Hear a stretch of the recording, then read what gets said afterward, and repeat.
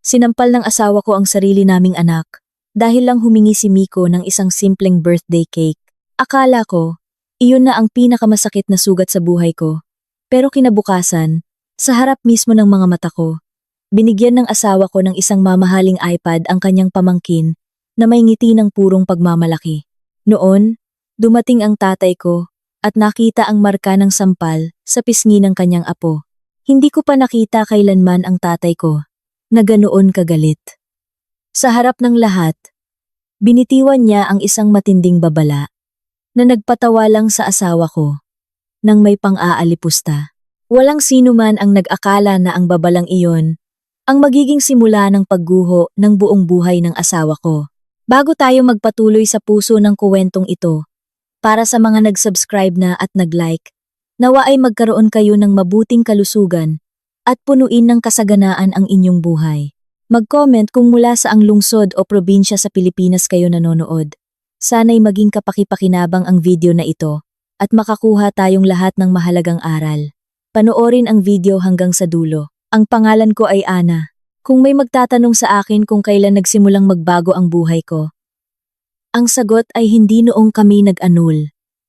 Hindi noong na-bankrupt ang asawa ko o kahit noong wala na siyang natirang kahit isang piso. Nagsimula ang lahat sa isang sampal na dumapo sa pisngi ng sarili kong anak.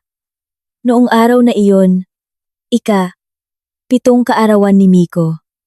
Mula nang magising siya, ang kanyang mukha ay puno ng ngiti. Niyakap niya ako ng maraming beses. Tinatanong kung sa gabing iyon ay talagang makakapag-ihip siya ng mga kandila sa kaarawan tulad ng ginagawa ng kanyang mga kaklase. Ngumingiti lang ako at tumatango. Gayunpaman, sa loob-loob ko, iniisip ko kung paano tutuparin ang simpleng hiling na iyon. Hindi ako isang mayamang ina. Mula nang ikasal ako kay Antonio, palagi niyang solong kinokontrol ang lahat ng kita. Binibigyan niya lang ako ng saktong pera para sa mga gastusin sa palengke kahit para sa pagbili ng mga bagay na kailangan ni Miko. Madalas, kailangan kong magtabi ng bawat sentimo mula sa pang-araw-araw na budget. Sa loob ng halos 3 linggo, palihim akong tumanggap ng maliliit na pag-aayos ng damit mula sa mga kapitbahay sa aming subdivision.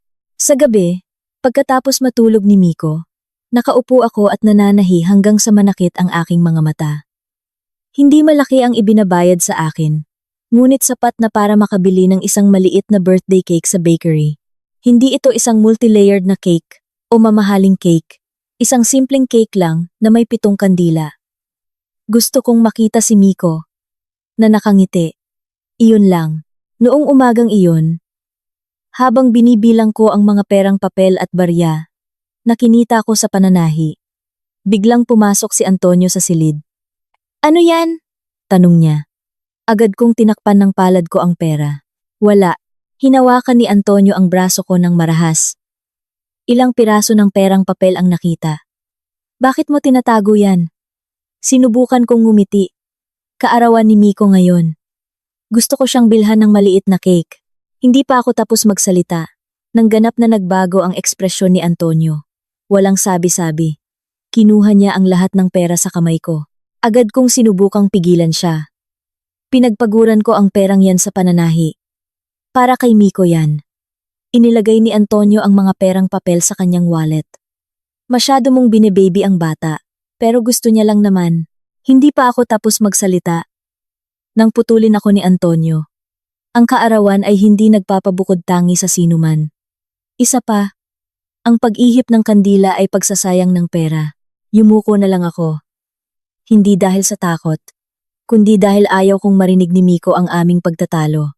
Paglabas ng silid, nagawa pang sabihin ni Antonio, "Huwag mong tuturuan ang bata na humingi ng mga kalokohan." Ipinikit ko ang aking mga mata. Ang nagpapabigat sa dibdib ko ay hindi ang perang kinuha niya, kundi ang katotohanang hindi kailanman sinubukan ng sarili kong asawa na unawain ang nararamdaman ng kanyang anak. Sa kalagitnaan ng hapon, nagsimulang mapuno ng tao ang bahay. Dumating ang biyenan kong si Aling Cora, kasama ang aking hipag at ang kanyang pamilya para sa karaniwang pananghalian ng linggo. Nakasanayan na nilang magtipon sa aming bahay sa subdivision tuwing weekend. Ngunit kapansin-pansin, Sa tuwing dumarating sila, ang atensyon ni Antonio ay laging nakatuon sa kanyang pamangkin na si Paulo. Halos 11 taong gulang pa lang ang bata. Halos lahat ng hilingin niya ay ibinibigay. Minsan, isang branded na sapatos, minsan isang smartwatch, minsan isang mamahaling video game. Samantala, si Miko ay laging pinauubaya. Kung mag-aaway sila para sa isang laruan, si Miko ang kailangang humingi ng tawad. Kung may natitirang huling piraso ng pagkain, kailangang ibahagi ito ni Miko. Kung may mga regalo, si Miko ang laging huling nakakatanggap. Noong una, akala ko ay imahinasyon ko lang. Ngunit sa paglipas ng panahon, naging malinaw ang pagkakaiba. Noong hapong iyon, sabay-sabay silang kumakain sa sala. Ilang beses pinuri ng biyenan ko ang kanyang apong si Paulo dahil kagagaling lang nito sa pagiging honor student sa paaralan. Ngumiti si Antonio nang may pagmamalaki. Natural lang na bigyan ka ng premyo ng tito mo, sabi niya. Nagtawanan ang lahat. Sa isang sulok ng sala, tahimik na nakaupo si Miko habang naglalaro ng isang plastik na kutsarita. Paminsan-minsan, tumitingin siya sa akin. Tila nagtatanong ang kanyang mga mata. Mama, nasaan ang cake ko? Parang pinipiga ang puso ko. Hinaplos ko na lang ng marahan ang kanyang buhok. Patawarin mo ako, anak. Hindi natupad ni Mama ang hiling mo ngayon. Ilang minuto ang lumipas.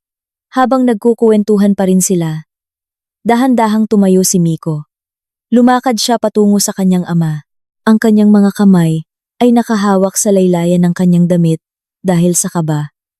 Mahina ang kanyang boses. Itay! Si Antonio ay abala pa rin sa screen ng kanyang telepono. Bakit, Miko? Huminga siya ng malalim. Pwede po ba? Pwede po bang humingi ng maliit na birthday cake? Natahimik ang buong sala. Lahat ng mga mata ay nakatutok kay Miko. Nakita ko ang isang bahagyang ngiti sa mukha ng aking anak. Marahil ay inakala niyang lalambot ang puso ng kanyang ama. Marahil ay naniwala siyang lahat ng bata ay may karapatang humingi ng regalo sa kanilang kaarawan. Ngunit sa sumunod na segundo, pak!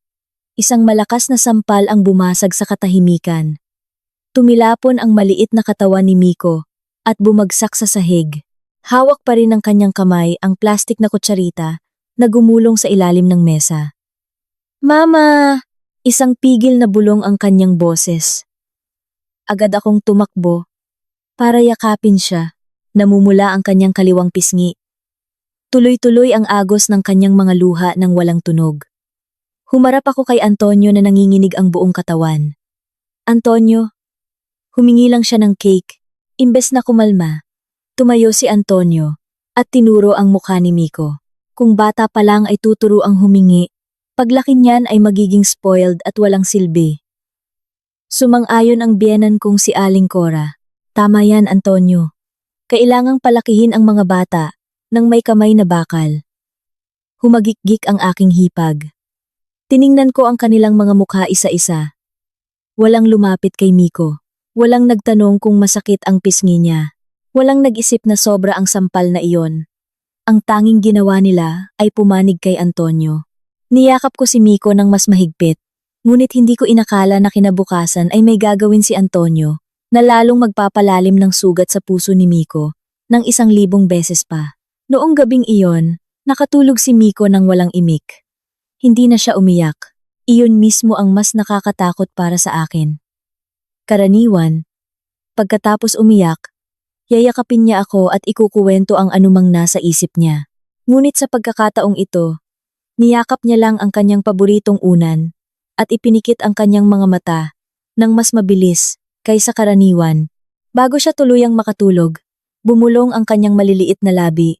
Mama, bukas hindi na ako hihingi ng kahit ano. Pinigilan ko ang aking mga luha para hindi tumulo.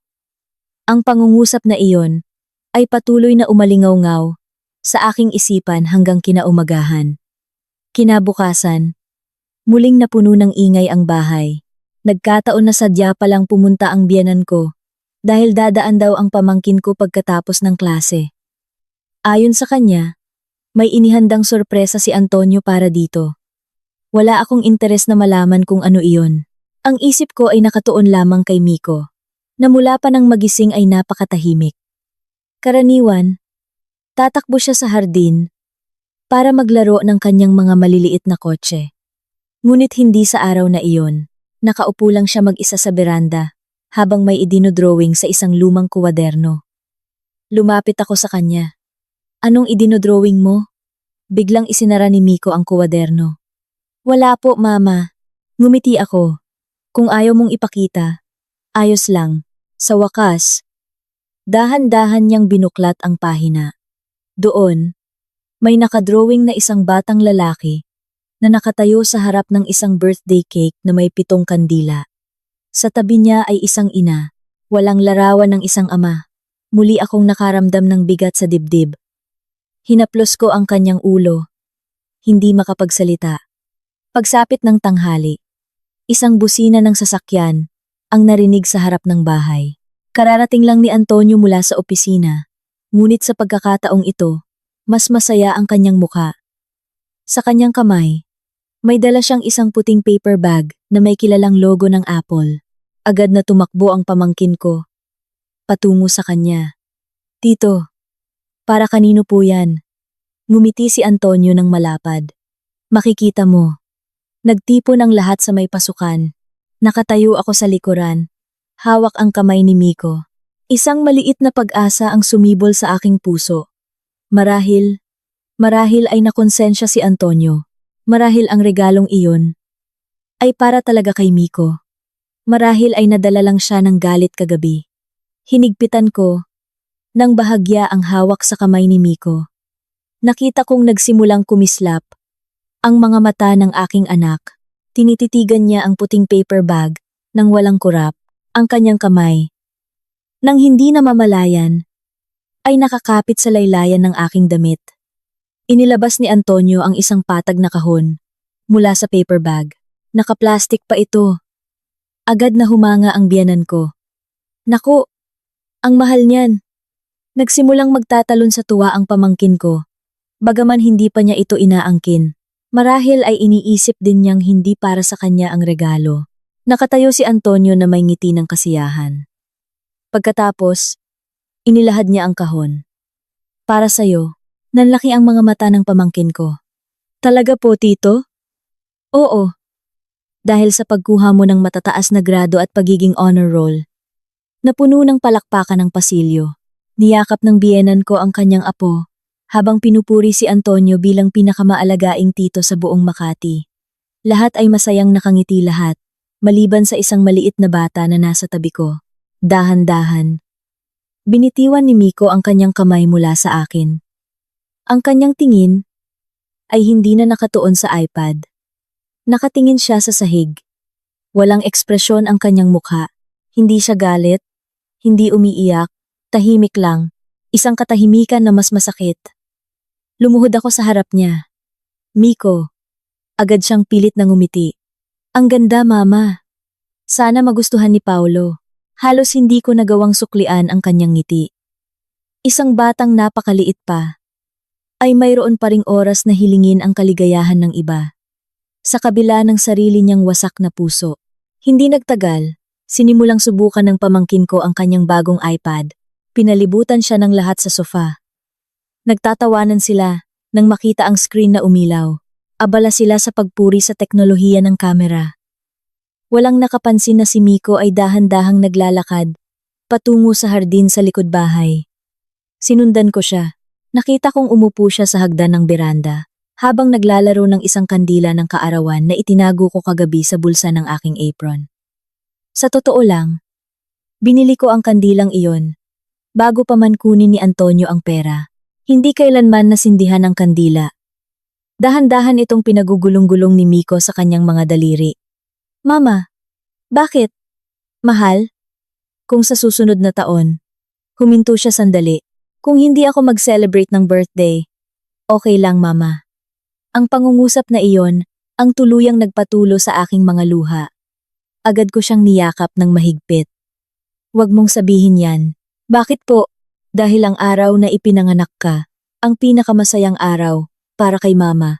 Isang maliit na ngiti ang sumilay kay Miko, ngunit hindi umabot sa kanyang mga mata. Ilang minuto ang lumipas. Narinig ang tunog ng motor ng isang sasakyan na humihinto sa harap ng gate. Pinunasan ko ang aking mga luha sa lalong madaling panahon. Isang lalaking nasa 60s ang bumaba mula sa sasakyan. Dala ang isang malaking kahon ng regalo. Ang tatay ko, si Don Ricardo. Ilang araw na ang nakalipas. Tumawag siya sa akin para sabihing gusto niyang sorpresahin si Miko sa kaarawan nito. Dahil may business trip siya sa labas ng lungsod, hindi siya nakarating hanggang sa tanghaling iyon. Nang makita niya ang sasakyan ng kanyang lolo, biglang tumayo si Miko, ang kanyang mukha, na malungkot mula pa kaninang umaga. Sa wakas ay medyo nagliwanag. Lolo! Tumakbo siya patungo rito, ngunit biglang bumagal ang kanyang mga hakbang. Huminto ang tatay ko ilang metro mula kay Miko. Ang kanyang tingin ay nakapako sa kaliwang pisngi ng kanyang apo. Mayroon pa ring mapulang marka na hindi pa ganap na nawawala.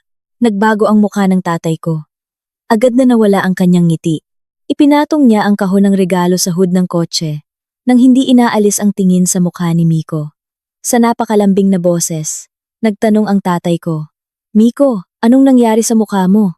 Agad na yumuko si Miko at nagsimulang paglaruan ang laylayan ng kanyang damit. Hindi siya sumagot. Nakita kong nagsimulang bumigat ang paghinga ng tatay ko. Pagkatapos, dahan-dahan niyang ibinaling ang kanyang ulo sa bintana ng sala. Sa loob, si Antonio ay patuloy na nagtatawanan kasama ang kanyang pamilya habang pinapanood ang kanyang pamangkin na naglalaro ng bagong iPad. Ang tingin ng tatay ko ay lumipat mula sa mukha ni Antonio patungo sa iPad sa kamay ng pamangkin at pagkatapos ay bumalik sa marka ng sampal sa pisngi ni Miko. Kilala ko ang tatay ko sa buong buhay ko. Hindi siya isang taong madaling magalit. Ngunit ngayon ko lang nakita na ang kislap ng kanyang mga mata ay naging malamig na parang yelo. At nang magsimula siyang maglakad patungo sa bahay, pumasok ang tatay ko ng walang pagmamadali. Ang kapaligiran sa sala, na hanggang noon ay puno ng tawanan, ay unti-unting naging hindi komportable. Walang nakakaalam kung bakit siya pumasok na may ganoong kalamig na mukha. Sinundan ko siya mula sa likuran, hawak ang kamay ni Miko. Hindi ko alam kung bakit. Ngunit naramdaman kong may isang bagay na matagal ko nang pinipigilan ang sasabog sa araw na iyon. Huminto ang tatay ko sa harap mismo ng center table. Ang kanyang tingin ay hindi direktang nakatuon kay Antonio. Sa halip, nakatitig siya sa iPad na nasa kamay pa rin ni Paulo. Pagkatapos, dahan-dahan niyang itinaas ang kanyang mukha. Antonio, mahinahon ang kanyang boses, ngunit ang kahinahunan na iyon ang nagpatahimik sa buong silid. Tiningnan siya ni Antonio ng pailalim. Oh, Don Ricardo! Nandito na pala kayo. Walang mainit na pagbati. Walang respeto. Ibinalik niya ang kanyang atensyon sa kanyang pamangkin, na para bang ang pagdating ng tatay ko ay hindi isang mahalagang bagay. Huminga ng malalim ang tatay ko. Itabi mo muna sandali ang device na yan. Nagkatinginan ang lahat. Naguguluhan ang pamangkin. Sa huli, ibinigay niya ang iPad kay Antonio. Nagtanong noon ang tatay ko sa mahinang boses. Sino ang bumili niyan? Ako. Para kanino? Para sa pamangkin ko. Dahan-dahang tumango ang tatay ko. At sa apo ko? Nagkibit balikat si Antonio. Anong meron kay Miko? Anak mo rin siya. May puso rin siya. Nagsimulang magbago ang tono ng boses ng tatay ko, ngunit nakita kong direkta siyang nakatingin kay Antonio. Ang pinapasaya mo ay anak ng iba. Ngumisi si Antonio. Huwag niyo nang palakihin, Don Ricardo. Karapat-dapat siya sa regalong yan. Muling nagtanong ang tatay ko. Kung gayon, ano ang nararapat para kay Miko? Muling natahimik ang silid. Namasaman tatay ko. Muling natahimik ang silid. Walang nangahas na sumagot. Ilang segundo ang lumipas. Sinabi ni Antonio sa isang patag na tono. Isang leksyon. Kinuyom ko ang aking mga kamao. Sinusubukan pa rin ng tatay ko. Napigilan ang kanyang galit. Anong klaseng leksyon? Para malaman niya na ang buhay ay hindi laging tungkol sa paghingi ng mga luho. Nang marinig ang sagot na iyon, agad na tumango ang biyenan ko bilang pagsang-ayon. Eksakto. Ang mga bata ngayon ay masyadong kinukonsinti. Ipinagmamalaki namin na si Antonio ay nangangahas, na disiplinahin ang kanyang anak nang may katatagan. Dahan-dahang lumingon ang tatay ko sa aking biyenan. Hindi po kayo ang kausap ko, Ginang. Ang pangungusap na iyon, ang agad na nagpatahimik sa aking biyenan. Dahil sa takot, walang nangahas na sumabat sa tatay ko. Muli siyang humarap kay Antonio. Isang sagot lang ang gusto ko. Nagsisisi ka ba o hindi? Hindi sumagot si Antonio. Sa halip, sumandal siya sa sofa at nag-cruise ng mga braso. Wala akong nakikitang mali sa ginawa ko. Naramdaman ko ang bigat sa aking dibdib. Alam kong binigyan siya ng pagkakataon ng tatay ko. Ngunit ang pagkakataong iyon ay kasasayang lang. Yumuko ang tatay ko ng ilang segundo.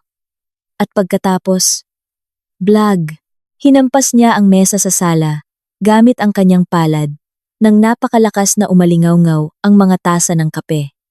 Maging ang pamangkin ko ay tumakbo upang yakapin ang kanyang lola sa takot. Hindi ako naparito para makinig sa mga dahilan mo. Mas malakas na ngayon ang boses ng tatay ko. Naparito ako para alamin ang isang bagay. May natitira pa bang puso sa'yo? O nawala na kasama ng iyong kayabangan? Tumayo rin si Antonio. Tingnan nyo. Huwag kayong mag-inarte. Ako ang ama ni Miko. May karapatan akong palakihin ang anak ko sa paraang gusto ko. Lumapit ang tatay ko sa kanya. Totoo, ama ka niya.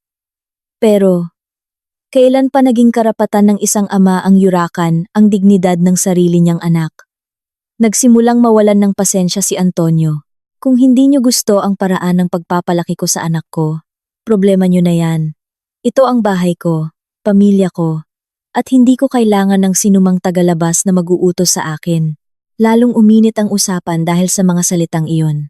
Nagmamadaling tumayo ang biyenan ko. Tama si Antonio. Hindi dapat makialam ang mga biyenan sa mga usapin ng mag-asawa.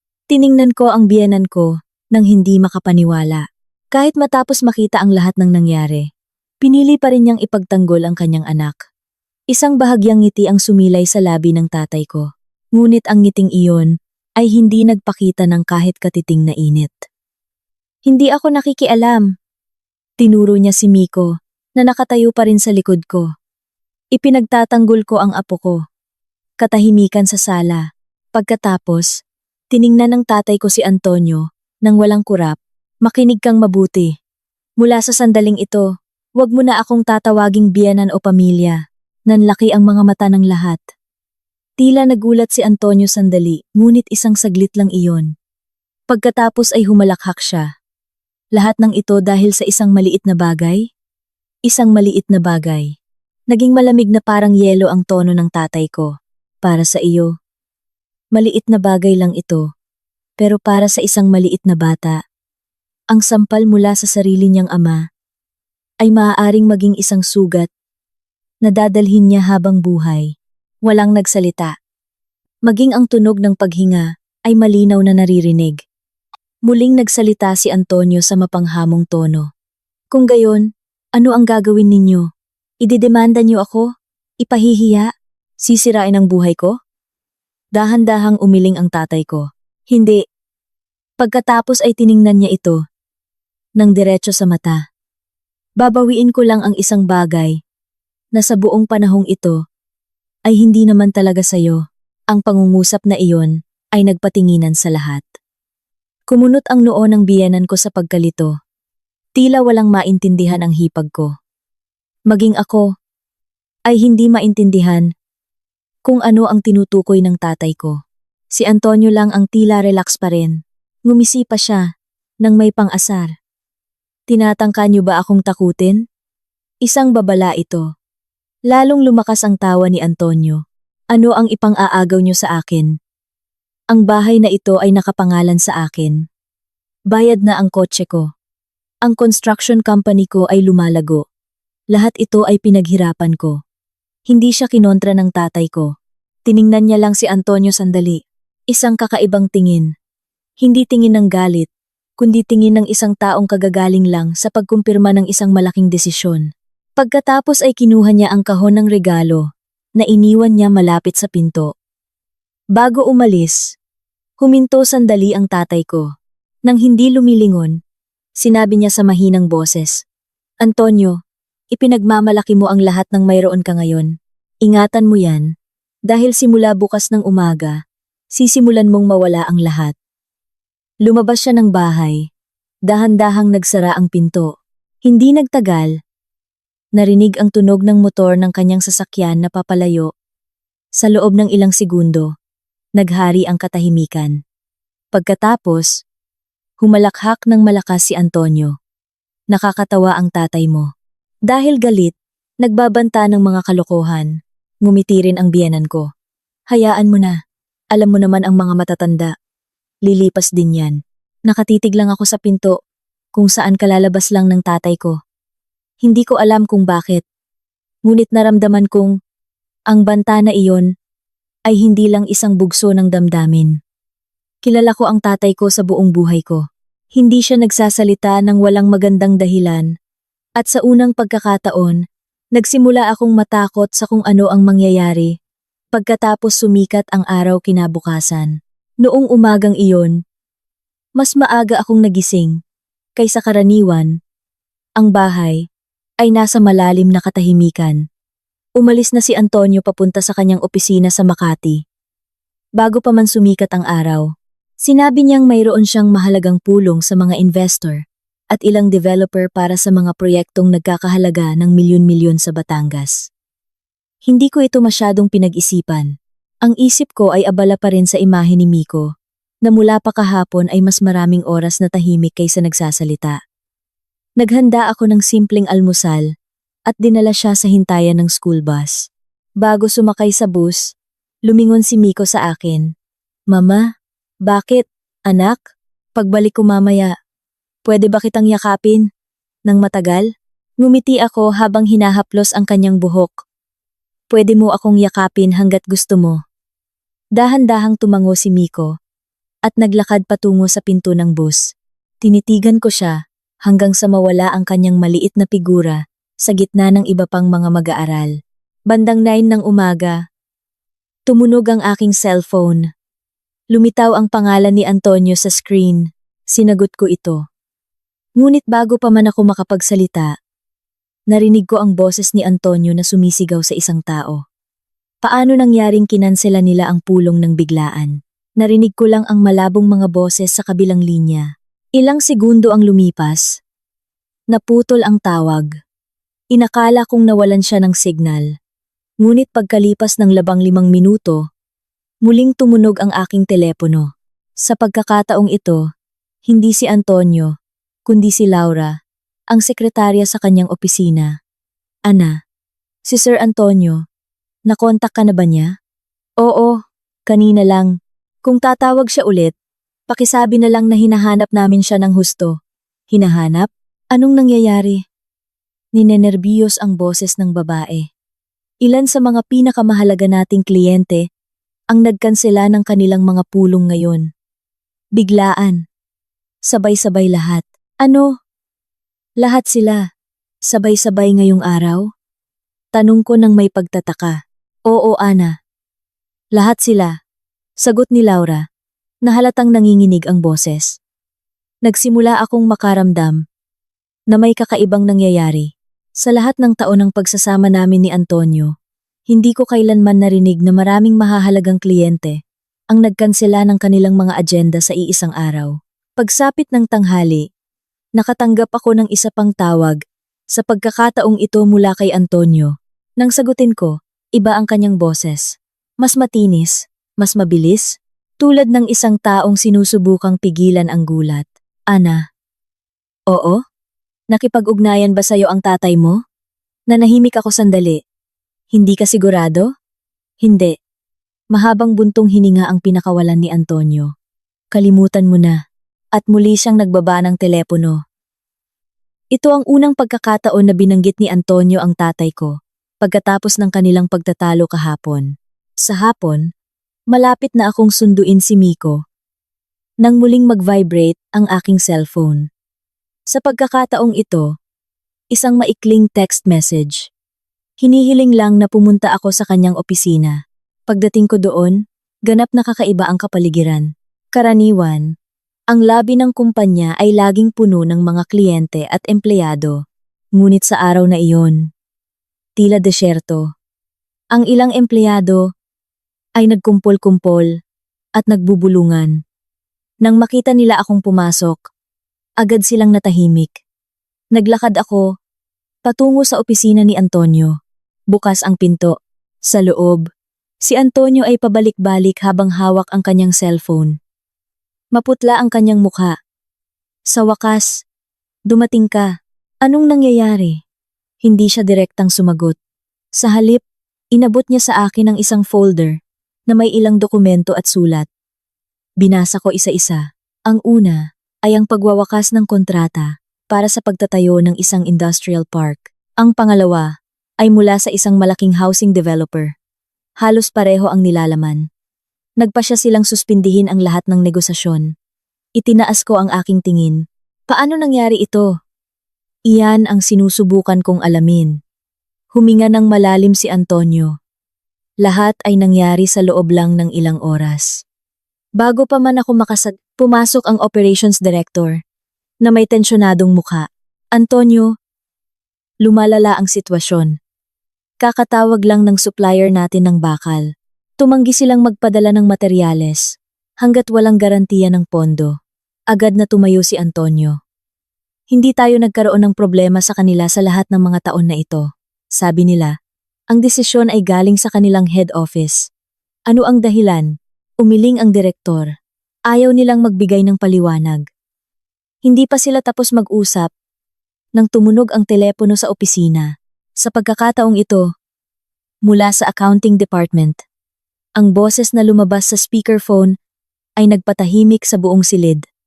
Boss, hiniling ng bangko ang lahat ng updated na financial documents. Itinigil nila ang paglabas ng credit line na dapat pumasok ngayong linggo. Lalong tumindi ang tensyon sa mukha ni Antonio. Imposible yan. Tumutupad tayo sa lahat ng requirements. Ang tanging sagot nila ay, eksakto. Nagkaroon ng pagbabago sa risk rating ng kumpanya. Ibinaba nila ang telepono. Natahimik ang opisina. Nakita ko si Antonio sa unang pagkakataon na tunay na nalilito. Agad siyang nagsimulang tumawag sa iba't ibang mga kontak na laging malapit sa kanya. Ang una ay hindi sumagot sa telepono. Ang pangalawa rin. Ang pangatlo ay nagri-ring ngunit tinanggihan ang tawag. Habang dumarami ang kanyang mga tawag, lalong nagiging halata ang pagbabago sa kanyang mukha. Ang kanyang karaniwang tiwala sa sarili ay nawawala bawat segundo. Noong hapong iyon, habang papalubog ang araw, nagmamadaling dumating ang finance director na may dalang isang itim na folder na mukhang luma, na para bang matagal nang naka-archive. Antonio, may dokumento kang kailangang makita. Tila pagod na si Antonio. Kung hindi ito mahalaga, iwan mo na muna. Umiling ang direktor. Napakahalaga nito. At bakit ngayon mo lang ito dala? Kakahanap ko lang nito sa archive ng mga lumang kontrata. Kinuha ni Antonio ang folder nang hindi ito tinitingnang mabuti. Ngunit bago pa man niya ito mabuksan, muling tumunog ang kanyang cellphone. Pinili niyang sagutin ang tawag at iniwan ang folder sa mesa. Pailalim kong tiningnan ang pabalat ng itim na folder na iyon. Sa kanang ibabang sulok, may isang maliit na pamagat na nakatype, Confidential Strategic Investment Agreement. Hindi ko alam kung bakit, ngunit mula nang makita ko ang folder na iyon, naramdaman kong lahat ng sagot na hinahanap namin ay naroon. Muling nagsara ang pinto ng opisina matapos tapusin ni Antonio ang tawag.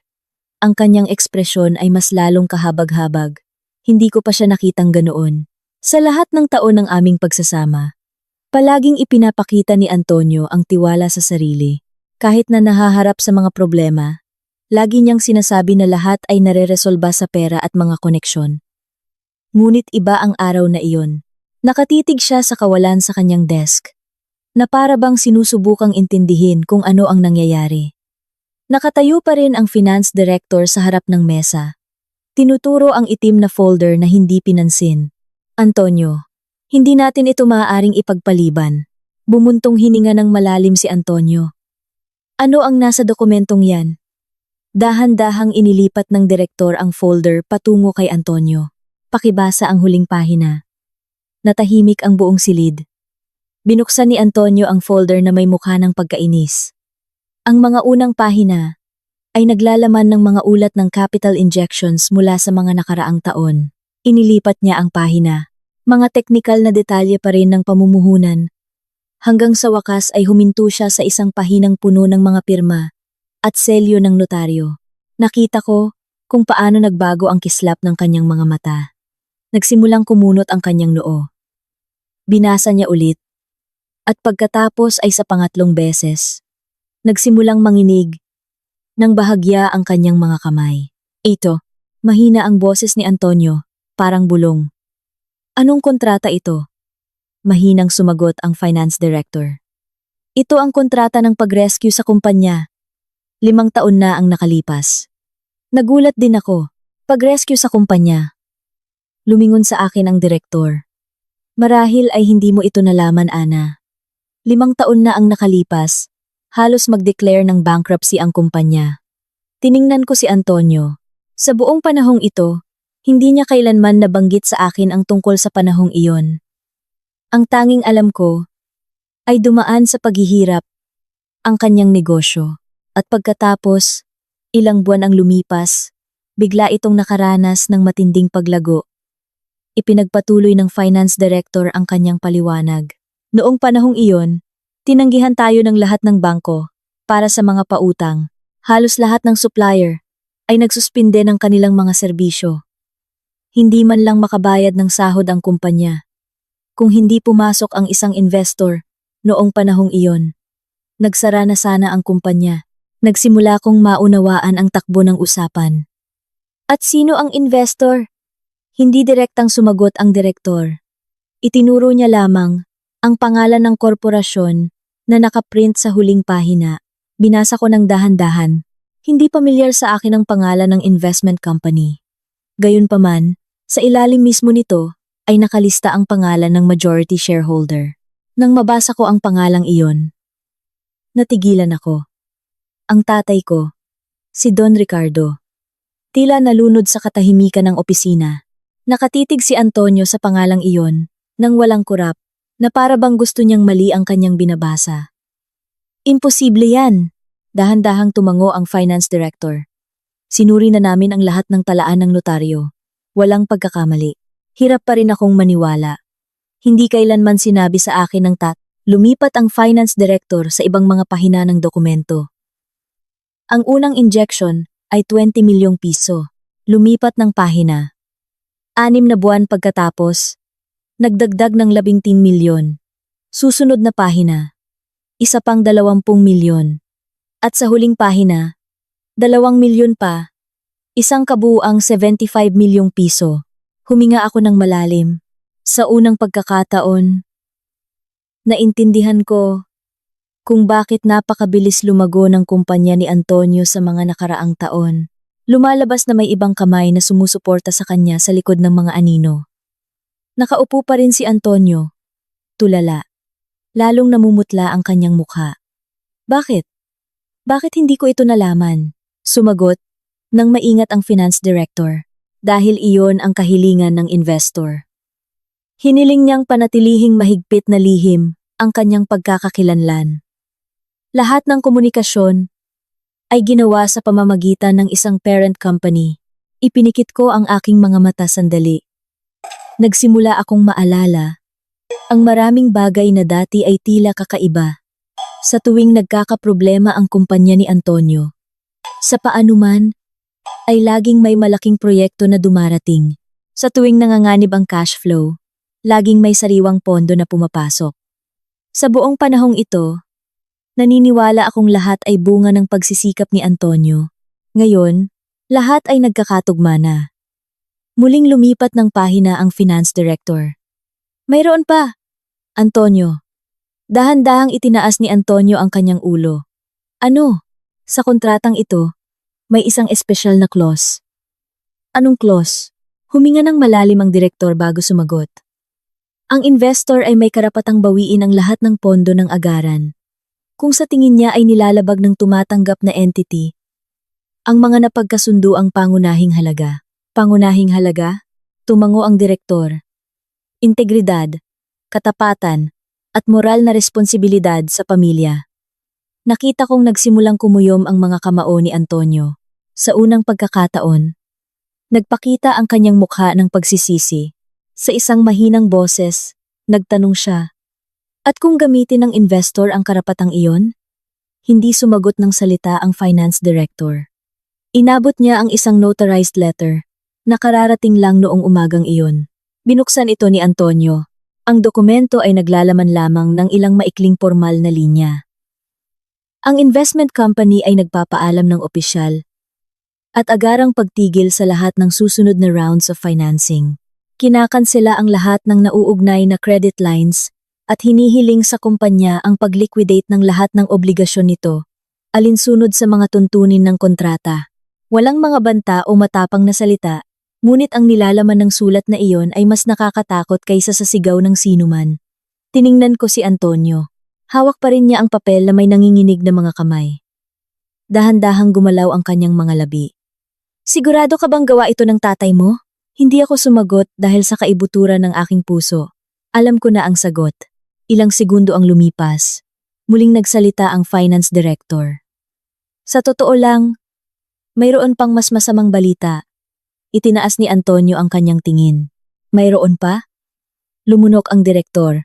Kung talagang babawiin ng pangunahing investor ang lahat ng kanyang suportang pinansyal, ayon sa batas, may karapatan ng bangko na hingin ang agarang pagbabayad ng kabuuan ng mga pautang ng kumpanya.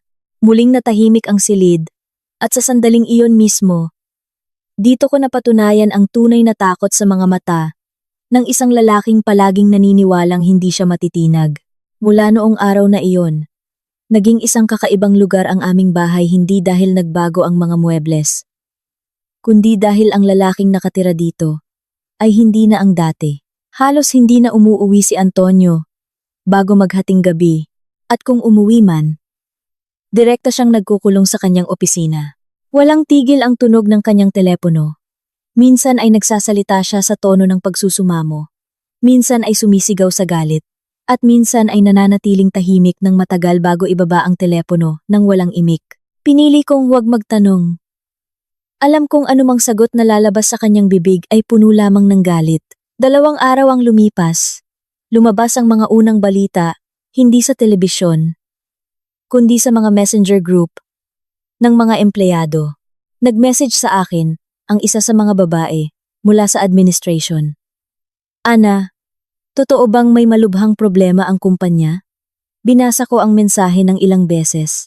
Bago ako makasagot, nagpadala siya ng larawan ng pangunahing pasukan ng kumpanya. Dose-dosenang mga manggagawa ang nagkukumpulan sa kalsada. Ilang truck ng materyales ang nakaparada sa labas. Walang pinapapasok. Tinitigan ko lang ang screen ng telepono nang tahimik. Sa hapon, umuwi si Antonio na may pagod na mukha. Ni hindi siya nagpalit ng damit. Ang kurbata na laging malinis ay nakalaylay na ngayon. Binuksan niya ang ref. Matapos tumayo sa harap nito ng ilang segundo, muli niya itong isinara. Nang walang dala, iniwanan ko siya ng isang basong tubig sa mesa sa kusina. "Uminom ka muna ng tubig." Dahan-dahang umupo si Antonio. Ang kanyang mga kamay ay nagpapakita ng purong pagod. Nanatili kaming tahimik sandali. Pagkatapos, ay sinabi niya sa mahinang boses, "Ngayon, 4 na construction sites natin ang pinahinto." Hindi ko siya pinutol. Nagpatuloy siyang magsalita, nang mag-isa. "Kung sa susunod na linggo ay walang pumasok na pera, kailangan kong mag-retrench at tanggalin lahat ng manggagawa." Patuloy akong nanahimik, hindi dahil sa kakulangan ng empatiya, kundi dahil alam kong sa sandaling iyon, si Antonio ay nakikipag-usap lamang sa kanyang sarili. Sa mga sumunod na linggo, lalong lumala ang sitwasyon. Kinalaunan, pumunta ang operations director sa aming bahay. Dala niya ang isang tumpok ng mga folder. Narinig ko ang kanilang pag-uusap mula sa pasilyo. "Antonio, kararating lang ng renting company sa mga warehouse at may dala silang notice bago ang court order para sa pag-embargo. Ng anong mga makinarya? Ng lahat ng heavy machinery na nakasanla Natahimik ang silid. Hindi nagtagal. Narinig ang ingay ng isang upuan na biglang itinulak. Tila biglang tumayo si Antonio. Hindi nila pwedeng gawin yan. May dala silang utos ng korte. Ayon sa kontrata, maingat ang boses ng direktor. Sabi nila, lampas na raw ang mga deadline ng bayaran. Nakita kong lumabas si Antonio sa terrace. Matagal siyang nakatayo doon. Nakatingin sa walang laman na hardin. Na para bang sinusubukang tanggapin ang mapait na katotohanan. Lumipas ang 2 araw at dumating ang isa pang masamang balita. Sa pagkakataong ito, mula sa bangko, hindi ito isang simpleng demand letter, kundi ang opisyal na abiso na lahat ng credit accounts ng kumpanya ay frozen. Nakita kong matagal na hinawakan ni Antonio ang sulat. Binabasa niya ito ng paulit-ulit, marahil sa pag-asang magbabago ang mga salita. Ngunit hindi. Lahat ay nanatiling pareho.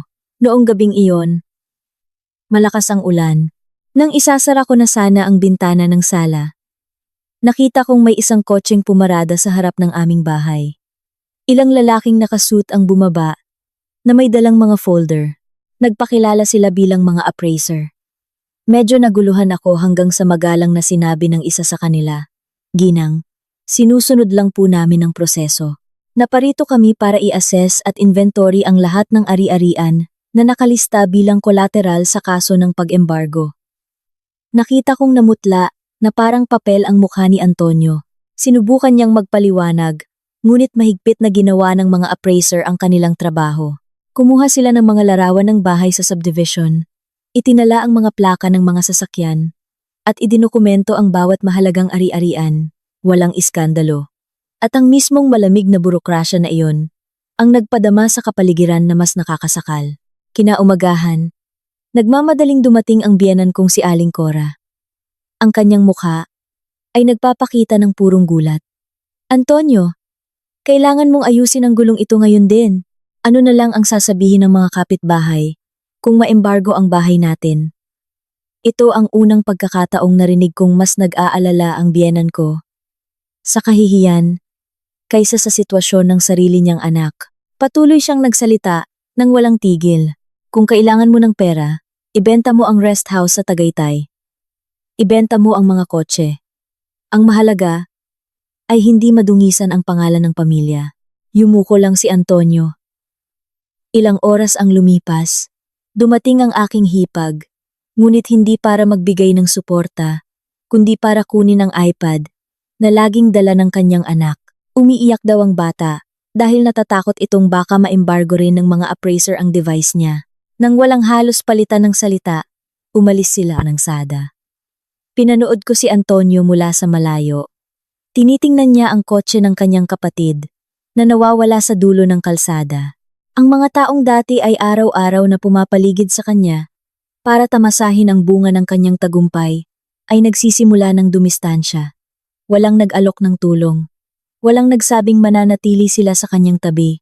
Dumating sila noong may mapapakinabangan at tumakas ng lumitaw ang mga problema. Sa gabi, si Antonio ay nakaupo mag-isa sa madilim na sala. Hindi niya binuksan ang ilaw. Tanging ang liwanag mula sa mga poste sa kalye ang pumapasok sa bintana. Papunta na sana ako sa kama nang bigla niya akong tinawag. "Ana." Huminto ako. "Sa tingin mo, kung pupuntahan ko ang tatay mo, maaayos pa ba ang lahat ng ito?" Parang hindi totoo ang tanong na iyon. Sa loob ng maraming taon, laging kumbinsido si Antonio na kaya niyang lutasin ang anumang problema ng mag-isa. Ngayon, sa unang pagkakataon, nagsisimula siyang umasa sa lalaking ilang araw lang ang nakalipas ay kanyang ipinahiya sa harap ng lahat. Hindi ako sumagot dahil ako mismo ay hindi alam kung bukas pa ang pinto ng pagpapatawad. Gayunpaman, sa kaibuturan ng aking puso, naramdaman kong huli na nang mapagtanto ni Antonio kung sino ang taong palihim na sumuporta sa kanyang buong buhay. Kinaumagahan, mas maaga pang nagising si Antonio kaysa karaniwan. Matapos ang ilang araw na mukhang gusgusin, nagsimula siyang magsuot ng isang malinis na puting damit, tulad ng mga ginagamit niya para sa pinakamahalagang mga pulong. Ngunit sa pagkakataong ito, Wala siyang dalang mga plano o proyekto. Walang briefcase o kotse na naghihintay sa kanya sa pinto. Dala niya lang ang isang maliit na folder na may ilang dokumento. Bago umalis ng bahay, huminto siya sa harap ng silid ni Miko. Bahagyang nakabukas ang pinto. Mahimbing pa ring natutulog si Miko. Yakap ang kanyang paboritong stuffed toy. Matagal na nakatayo si Antonio doon. Sino ang nakakaalam kung ano ang tumatakbo sa kanyang isipan sa sandaling iyon? Pagkatapos ay marahan siyang bumuntong hininga. At muling isinara ang pinto nang hindi ginigising ang kanyang anak. Lalabas lang ako sandali. Iyon lang ang sinabi niya sa akin. Tumango ako nang hindi nagtatanong. Alam ko na kung saan siya pupunta. Ang bahay ng tatay ko ay nasa dulo ng isang napakatahimik na kalye sa Tagaytay. Hindi ito kasing garbo ng mga mansyon, ng mga negosyanteng karaniwang lumalabas sa mga magasin. Ito ay isang tradisyonal na bahay na bato. Napakasimple. Ang hardin ay puno ng mga bougainvillea at orchids na personal na inaalagaan ng aking ama. Hindi niya kailanman nagustuhan ang labis na karangyaan. Nang dumating si Antonio, bukas na ang gate. Nagdidilig ng mga halaman ang tatay ko, gamit ang isang hose. Nakita niyang dumating si Antonio, ngunit hindi niya itinigil ang kanyang ginagawa. Walang pagbati. Walang ngiti. Dahan-dahang lumapit si Antonio. Don Ricardo. Patuloy na nagdilig ang tatay ko. Naging napaka-awkward ng sitwasyon. Lumipas ang mga segundo. Nang walang anumang salitang binibitawan. Sa wakas, muling nagsalita si Antonio. Naparito po ako para humingi ng ilang minuto ng inyong oras. Pakiusap. Noon lamang isinara ng tatay ko ang gripo. Iniwan ang hose sa tabi ng isang malaking paso. Mayroon kang 5 minuto. Ang kanyang sagot ay ganap na walang emosyon. Mabilis na tumango si Antonio. Sapat na po. Umupo sila. Nang magkaharap, sa berandang bato. Dumating ako ilang minuto pagkatapos. Nag-aalala na baka magtapos sa sigawan ng usapan. Mula sa malayo, pinanood ko ang likod ng 2 lalaking iyon.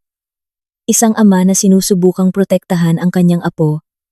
At isa pang ama na kagagaling lang sa pagtanto sa kanyang mga pagkakamali.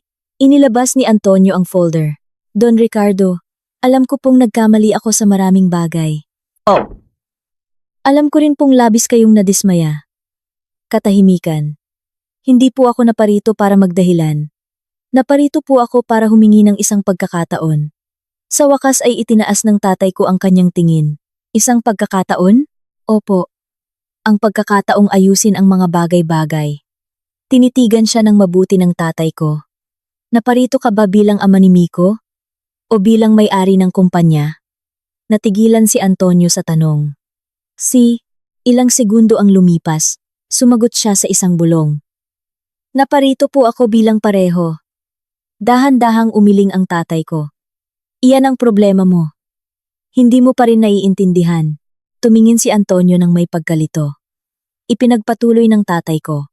Kung maayos ang kumpanya mo at kumikita ng milyon-milyon, darating ka ba rito ngayon? Walang sagot. Kung hindi napahinto ang mga proyekto mo sa Batangas, magsisisi ka ba ngayon sa kung paano mo tinatrato si Miko? Muling yumuko si Antonio. Dahan-dahang bumuga ng hangin ang tatay ko. Ang pinagsisisihan mo ay hindi ang sampal. Ang pinagsisisihan mo ay ang mga kahihinatnan na idinulot nito sa iyo. Ang mga salitang iyon ay nagpabago sa mukha ni Antonio. Alam kong sinabi lang ng tatay ko sa kanyang mukha ang bagay na walang sinumang nangahas na sabihin. Isang sandali ang lumipas. Tumayo si Antonio at pagkatapos, napakabagal, lumuhod siya sa harap ng tatay ko. Natigilan ako. Sa lahat ng taon ng aming pagsasama, hindi ko kailanman nakita si Antonio na magpakababa. Nagmamakaawa po ako. Don Ricardo, bigyan niyo po ako ng huling pagkakataon. Aayusin ko po ang lahat ng ito. Magiging mabuting ama ako. Hihingi ako ng tawad kay Miko sa 1,000 paraan. Gagawin ko po ang anumang hilingin ninyo. Nagsimulang manginig ang boses ni Antonio. Kung malugi talaga ang construction company na ito, daan-daang manggagawa ang mawawalan ng hanapbuhay. Nakinig ang tatay ko nang hindi sumasabat. Nang matapos magsalita si Antonio, Dahan-dahang tumayo ang tatay ko. Pumasok siya sa loob ng bahay nang walang anumang binibigkas. Nanatiling nakaluhod si Antonio. Sinundan ng kanyang mga mata ang mga hakbang ng tatay ko hanggang sa mawala ito sa likod ng pintong yari sa kahoy.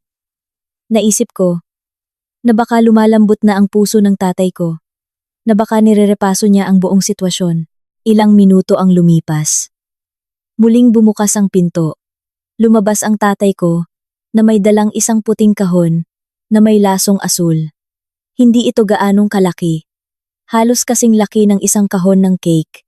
Hawak niya ito ng 2 kamay. Agad na tumayo si Antonio, napuno ng biglaang pag-asa ang kanyang mukha. Marahil ay inakala niyang ang kahon na iyon ay naglalaman ng mga dokumentong notaryal na magliligtas sa kanyang kumpanya o isang sulat na nagpapawalang bisa sa lahat ng utos ng pag-embargo. Lumapit ang tatay ko kay Antonio at inabot ang kahon sa kanyang mga kamay. Buksan mo! Pakiusap. Gamit ang nanginginig na mga kamay, tinanggal ni Antonio ang laso. Nang dahan-dahan niyang itaas ang takip, natigilan ang kanyang mukha, huminto sa pagkurap ang kanyang mga mata. Naging ganap siyang matigas. Walang anumang tunog na lumalabas. Ako, na ilang hakbang lang sa likod, ay hindi pa makita ang laman ng kahon. Gayunpaman, sa ekspresyon ng mukha ni Antonio, alam kong anumang nasa loob noon ay mas masakit pa kaysa sa pagkawala ng lahat ng kanyang ari-arian. Sa napakabagal na paraan, inilabas ni Antonio ang laman ng kahon. Hindi ito mga legal na dokumento, hindi mga promissory notes, o isang kontrata na mag-aahon sa kanya mula sa pagkalugi. Sa loob, mayroon lamang isang maliit na birthday cake. Napakasimple. Sa ibabaw nito ay may 7 kandila na hindi kailanman nasindihan, at sa tabi ng cake, isang brown na sobre. Nagsimulang manginig ang aking mga kamay. Agad kong nakilala ang kahon na iyon, na may tatak ng isang sikat na bakery. Nalaman ko na lang kalaunan, na bago pa man ang kaarawan ni Miko, palihim palang nagpa-order ang tatay ko ng isang espesyal na cake para sa kanyang apo bilang sorpresa. Ngunit dahil bigla siyang nagkaroon ng business trip sa labas ng lungsod, ipinadeliver muna ito sa kanyang bahay sa Tagaytay. Hindi ko kailanman inakala na ang parehong cake na iyon ang cake na dapat sana ay hihihipan ni Miko ay mapupunta ngayon sa mga kamay ni Antonio. Tiningnan siya ng tatay ko nang hindi nagbabago ang ekspresyon. 2 linggo bago ang kaarawan ni Miko. Inihanda ko ang lahat. Ang kanyang boses ay may nakakayanig na kalmado. Binili ko rin ang regalong pinakagusto niya sa mundo.